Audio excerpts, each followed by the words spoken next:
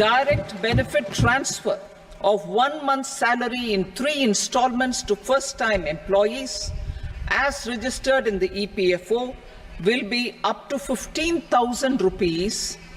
The eligibility limit will be a salary of 1 lakh per month. The scheme is expected to benefit 210 lakh youths.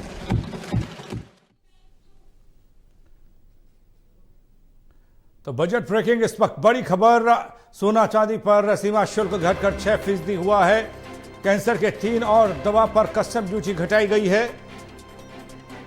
अतिरिक्त सोना और चांदी सस्ता हुआ है। इस वक्त बड़ी खबर, प्लेटिनियम पर कस्टम ड्यूटी घटाई गई, 6.4% हुई। सोना चांदी पर सीमा शुल्क घटकर 6%। कैंसर की 3 और दवा पर कस्टम ड्यूटी घटाई गई है।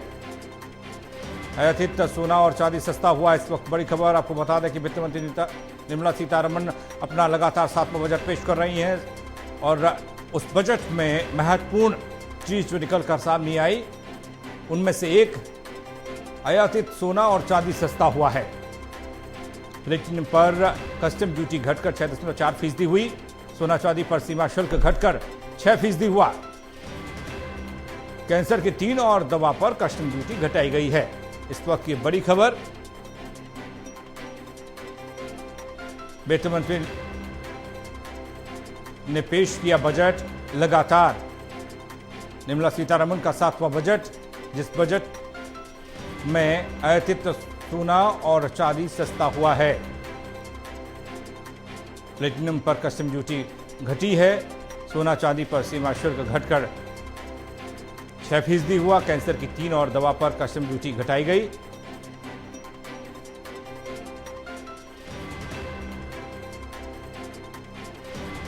वित्त मंत्री निर्मला सीतारमण ने लगातार अपना 7वां बजट पेश किया है। लोगों को बड़ी उम्मीदें इस बजट से थी। महिला, युवा और किसान इस बजट पर फोकस करते दिखाई दिए। रेलवे इनकम टैक्स स्लैब में किस तरीके से बदलाव रहता है, सभी लोग इस बजट पर सबकी नजरें थी। शेयर बाजार में बड़ी गिरावट देखने को मिली है। करीब 1100 अंक गिरावट देखने को मिली। 15 लाख से ज्यादा 1100 अंक लुढ़का शेयर बाजार। इस वक्त बड़ी खबर, 15 लाख से ज्यादा 30% टैक्स।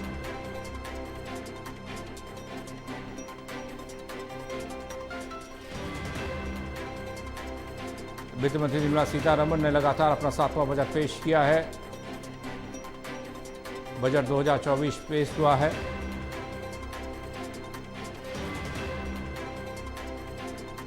$15 लाख से ज्यादा टैक्स स्लैब की बात करें तो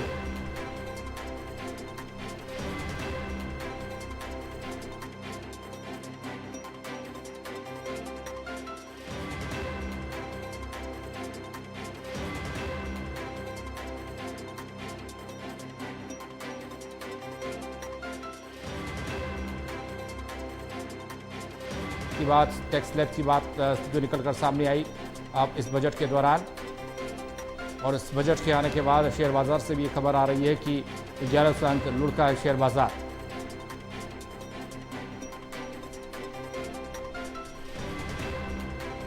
प्रदीप कुमार एसोसिएट एडिटर जुड़े हमारे साथ। प्रदीप, बजट पर सबकी निगाहें थी। महिला, युवा इस बजट को देख रहे थे, किसान इस बजट को देख रहा था।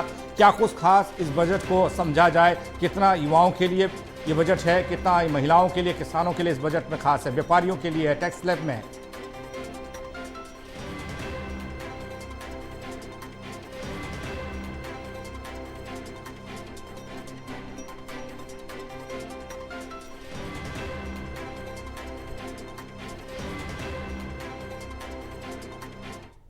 ना कुछ देने की कोशिश की गई है। विपक्ष ने आपत्ति दर्ज कराई है कि राज्यों को कुछ नहीं मिला है, विरोध किया है उन्होंने।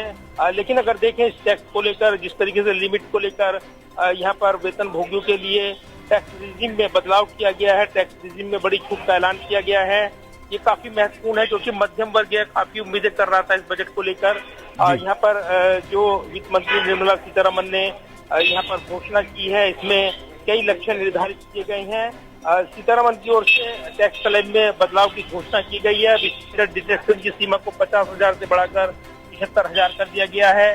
इस व्यवस्था में 3 लाख तक की आय पर कोई टैक्स नहीं लगेगा। 3 से 7 लाख तक की कमाई पर 5% टैक्स देना होगा।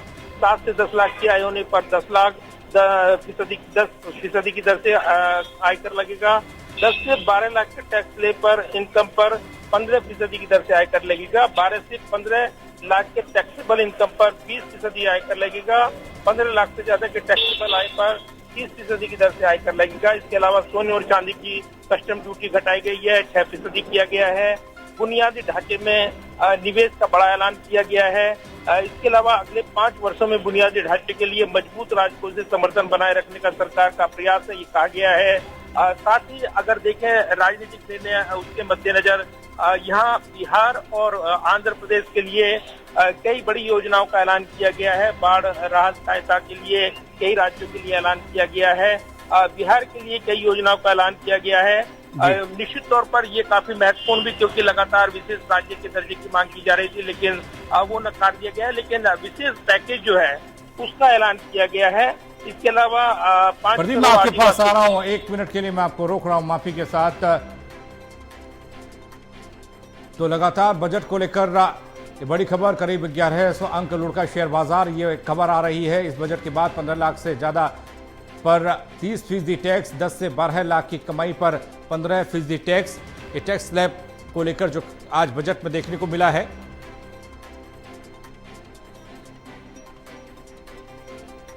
अश्विनी राणा जी जुड़ रहे हैं हमारे साथ, बैंक के एक्सपर्ट हैं। अश्विनी जी, बजट आया, इस बजट को किस तरीके से देखा जाए, बैंकिंग सेक्टर को लेकर, टैक्स स्लैब को लेकर? बैंकिंग सेक्टर पे ही मैं बात करना चाहूंगा कि सरकार ने बहुत सारी योजनाएं अपनी लागू करने की बात कही है, जो युवाओं के लिए हो, महिलाओं के लिए हो, एमएसएमई के लिए हो, किसानों के लिए हो। एक अच्छा प्रयास है सरकार का सबको कुछ ना कुछ देने का, लेकिन वो सारा कुछ जो है बोझ जो है आएगा बैंकों पर। बैंकों को उनको इम्प्लीमेंट करना है, या मुद्रा लोन का आपने पैसा बढ़ा दिया, जो स्किल होके आएंगे उनको 7.5 लाख रुपए तक आपने लोन देना है। यानी सारा कुछ जो लोन का भार एमएसएमई का वो बैंकों पर है, लेकिन बैंकों को भी उसको सुदृढ़ करने की सरकार को जरूरत है, यानी उनको और सपोर्ट करने की। सरकारी बैंकों के छेड़छाड़ न करें और सरकारी बैंकों में पूरी तरह से नौकरियों के ऊपर जो है वो ध्यान देना चाहिए, ताकि अच्छी वर्कफोर्स हो, ताकि ये स्कीमें अच्छी तरह से इम्प्लीमेंट हो जी। क्योंकि सारा जो जिम्मा है वो बैंकों के ऊपर ही आ गया। सरकार ने योजनाएं अपनी कर दी, और सरकार की योजनाएं इम्प्लीमेंटेशन भी अच्छे तरीके से हो, वो भी एक बहुत जरूरी है जी। नहीं, इसमें जिस तरीके से भार बढ़ाने की बात सामने आ रही है, दबाव बढ़ेगा, काम का बोझ होगा, लेकिन एम्प्लॉय को बढ़ाने, रोजगार देने और रोजगार को सृजन करने की कोई व्यवस्था दिखाई दी क्या? नहीं, वो ट्रेनिंग स्किल के लिए कर रहे हैं, लेकिन रोजगार बैंकों में बढ़ाया जाए, एम्प्लॉइज की भर्ती और की जाए, ताकि इतना काम करने के लिए जो एम्प्लॉइज हैं वो सफिशिएंट नहीं है जी। तब और अब में कितना फर्क पड़ जाएगा इस घोषणा के बाद, इतना दबाव बढ़ने के बाद? नहीं, बहुत बढ़ेगा, काम बहुत बढ़ेगा, बैंकों पर बहुत काम बढ़ने वाला। किस तरीके से जो दबाव बढ़ने वाला है उसके लिए मैन पावर की आवश्यकता होगी, एम्प्लॉइज की और आवश्यकता होगी? बिल्कुल वो चाहिए, वो कितना दबाव और बढ़ेगा और किस तरीके से बढ़ेगा, कितना काम और ज्यादा लोड कितना हो जाएगा? कम से कम 40% और काम बढ़ जाएगा बैंकों का लोड जो है जी। अब तक की व्यवस्था के हिसाब से, जिस हिसाब से देश के बैंक चल रहे हैं, वहां कामकाज चल रहा है, उसमें और अब जो बदलाव होना चाहिए उसको किस तरीके से देखते हैं? क्या कुछ खास होना चाहिए? मैन पावर को चाहिए उसके अलावा?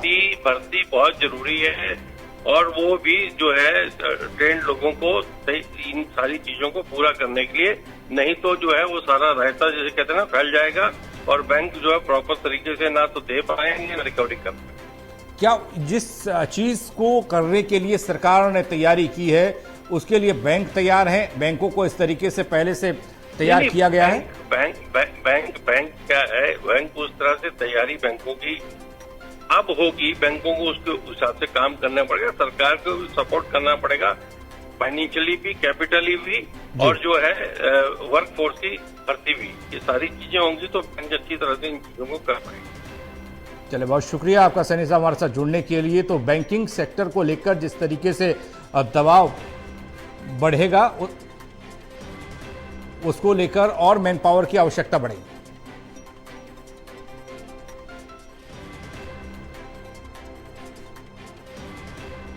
तो प्रदीप हमारे साथ जुड़े हुए हैं। प्रदीप, जिस तरीके से इस बजट को लेकर हम देख रहे थे, सबसे बड़ी बात टैक्स स्लैब को लेकर जो खबर निकल कर आई, आप इसे एक बार फिर से समझना चाहेंगे आपके जरिए?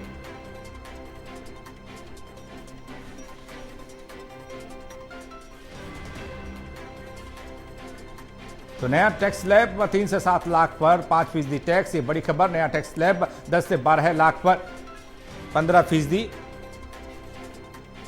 शशि थरूर क्या कुछ कह रहे हैं वो आपको दिखा रहे हैं। Income of the bottom 40% of our population whose incomes have gone down.